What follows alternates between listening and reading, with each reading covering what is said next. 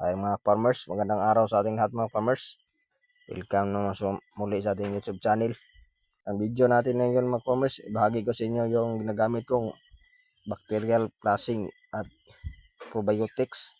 Kasi yung iba ginagamit sa bacterial flushing yung Primoxil powder o marami pang iba. At yung nagamit lang probiotics, kadalasan ay yung Yakult mga farmers. Pero para sa akin mga farmers, ito lang ginagamit ko, Betracin Gold. Nahalo ko lang sa patubigan lahat sa patuka para siguradong maubos. Pero pag marami tayong pira mga farmers, pwede naman magbili tayo ng Yakult. Gawin natin probiotics. Pero para sa atin, ito lang ginagamit ko. Kasi matagal ko nang ginagamit ito. Mula nag-upisa na akong mag-alaga ng mga manok. Native noon mga farmers, ito ang ginagamit ko. Parang gamot lang na rin ito sa yung lumiit yung paa mga farmers, yung matamlay sila at yung pakpak, bagsak sa lupa. Ito yung ginagamit kong gamot mga farmers. Pag parang may halo na rin itong pangpurga mga farmers kasi lumalabas yung bulate at yung nag-ipot ng pula, dugo yung ating mga sisiw. Ito lang ang ginagamit ko. At ang ginagamit pala nating patuka mga farmers, ito sa produkto lang sa Bimig Integra 2. Sa bagong pisa Diol, ginagamit natin Integra 1 sa 2 months sila, 1 month to 2 months Integra to.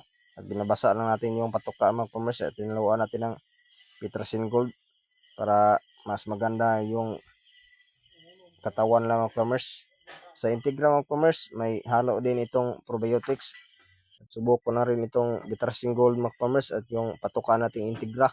Kasi mula nung nag-alaga ako ng mga sisiw at sa laki natin, itong ginagamit kong bacterial flushing at pang probiotics Integra. Mula sisiw hanggang lumaki sila mga farmers hanggang masali sa exam.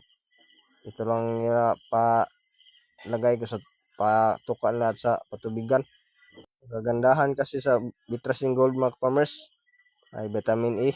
Pero dalawang klase yung Betracin Gold, Betracin mga farmers, yung may Betracin nga classic at gold. Pero dito ako hiyang sa gold, Betracin Gold mga farmers. Yung ilaw yung kanang dilaw ang kanyang pakite at yung isa orange yung Betracin classic.